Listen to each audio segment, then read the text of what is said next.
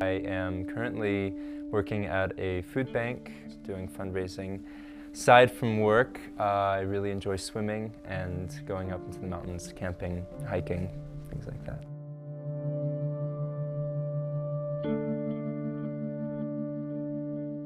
When you're in a state of mania, I felt like in that point I had taken an axe and just chopped my life into this crumbling mess.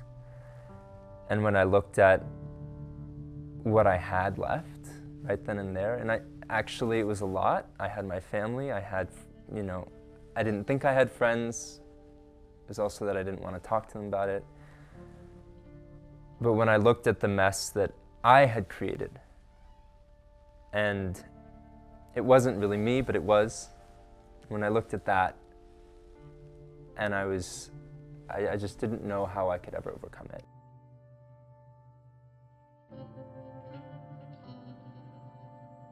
Getting back into a normal routine was really important for my recovery from that. Before that, I was just really dwelling on where I was and not focusing on where I needed to go, and having goals and accomplishing some goals, transferring schools, and just being around new people was really important for me. My father grew up in Japan, and I'm an 8th Japanese, and so there is this cultural. I was raised with a lot of Japanese influence. It was almost the mentality of don't wash your dirty laundry in public. Don't talk about this.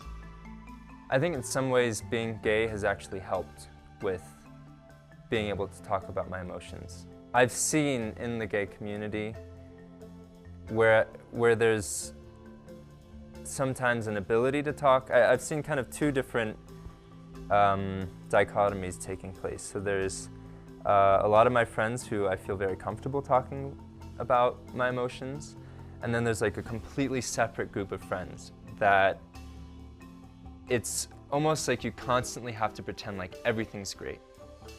And there's a pressure to look good, to have a nice car, to have nice clothes, to everything.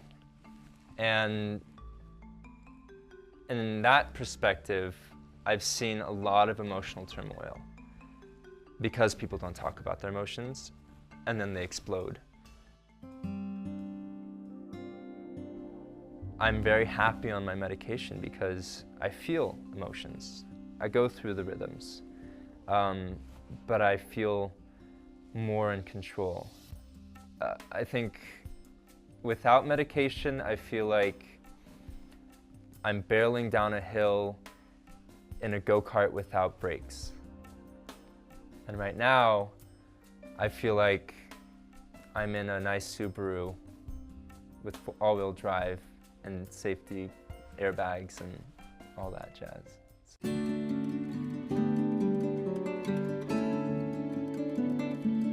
I try to treat my mental health and my mental well-being as if the same way I would treat any illness in that sense. I mean, I don't look at it every day, but if I'm feeling like I really need to stop, I consider that to be me being sick.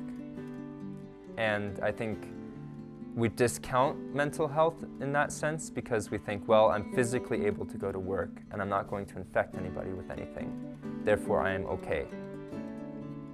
But in my mind, if I'm falling to pieces on the inside, I need to take a day to just call in sick and say, I really need to just veg today or take a me day.